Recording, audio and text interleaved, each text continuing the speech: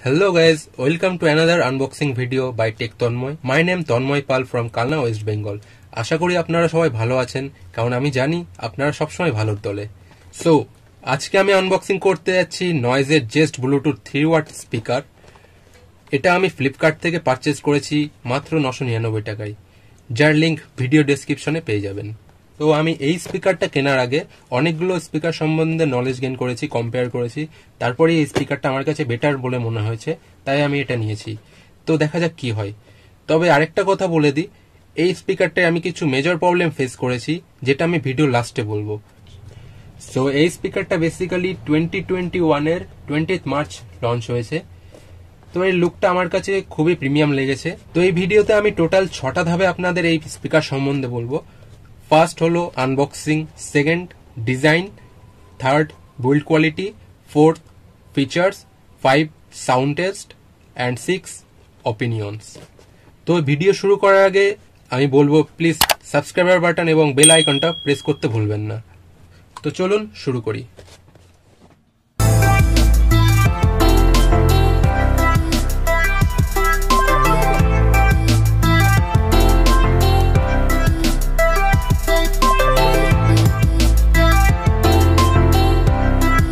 তো এটা হলো নয়েজের জেস্ট ব্লুটুথ স্পিকার।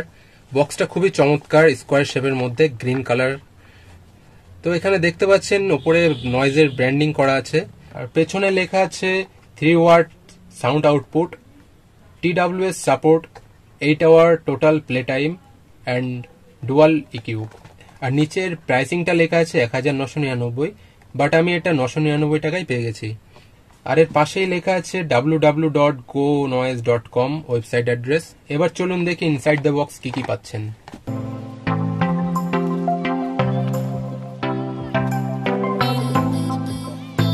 তো প্রথমে যেটা থাকছে একটা মাইক্রো ইউএসবি কেবল স্পিকার চার্জ করার জন্য, তারপর থাকছে মেন স্পিকারটা, এর ভেতরে আছে ইউজার ম্যানুয়াল এবং ওয়ারেন্টি কার্ড।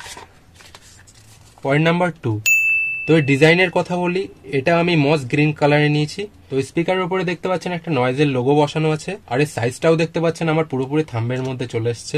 এর ওপর দিকে একটা স্ট্র্যাপ দিয়েছে এটা ক্যারি করার জন্য। এর রাইট সাইডে ঘোরালে দেখতে পাবেন দুটো ভলিউম বাটন, আর এর লেফট সাইডে পাওয়ার বাটন এবং পাশে একটা পজ বাটন। এই পজ বাটনটা আপনি দুবার প্রেস করলে এটা মুড চেঞ্জ করবে, কারণ এই স্পিকারে দুটো মুড আছে। সো এর নিচের দিকে পেয়ে যাচ্ছেন একটা পোর্ট যেটা কভার দিয়ে ঢাকা থাকে, এটা আপনাকে খুলতে হবে। সো এর ভেতরে থাকছে মাইক্রো ইউএসবি চার্জিং পোর্ট, একটা এসডি কার্ডের স্লট এবং চার্জিং এলইডি ইন্ডিকেটর। আর এর পাওয়ার বাটন এবং পজ বাটনের মাঝে থাকছে একটা পাওয়ার indicator.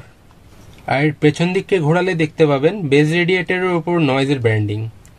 So point number 3, it's build quality. তো স্পিকারটা টোটালি প্লাস্টিক ওয়্যারে থাকছে, পেছনে সিলিকন কভারটা থাকার কারণে প্রিমিয়াম লুকের সাথে সব ফিলও পাওয়া যাচ্ছে। তো এখন এই কভারটা খুলে দেখি ভেতরে বিল্ড কোয়ালিটি কেমন।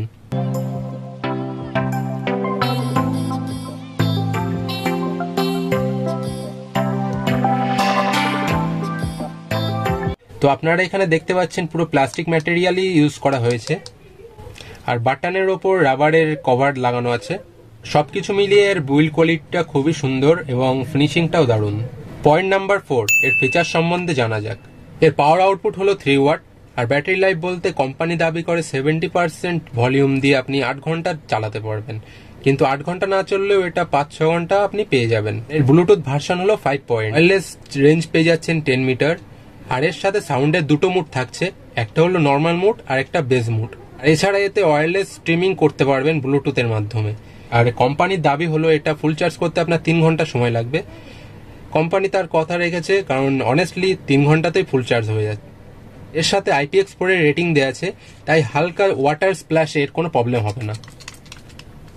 এছাড়া TWS সাপোর্ট থাকার কারণে দুটো স্পিকার আপনি একসাথে কানেক্ট করতে পারবেন। পয়েন্ট নাম্বার 5, চলুন এর সাউন্ড কোয়ালিটি টেস্ট করা যাক।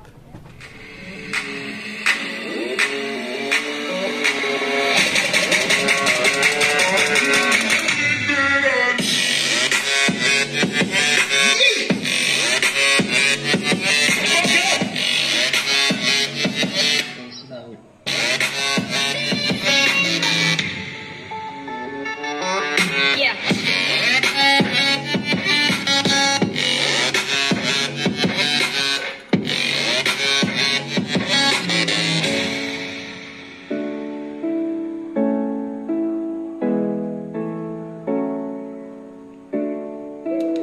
normal mode.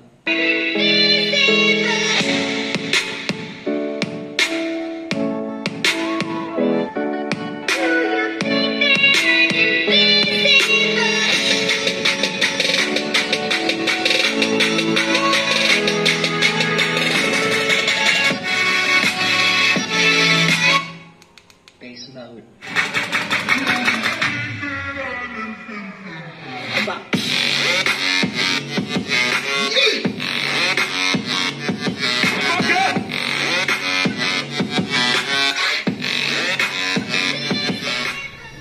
তো স্পিকার ভলিউম 3 ওয়াট হিসেবে বেশ ভালোই, বাট নর্মাল মোডে সাউন্ড কোয়ালিটি একটু এনহ্যান্স করার দরকার ছিল, কারণ ফুল ভলিউমে কোয়ালিটিটা একটু রাফ লেগেছে আমার কাছে।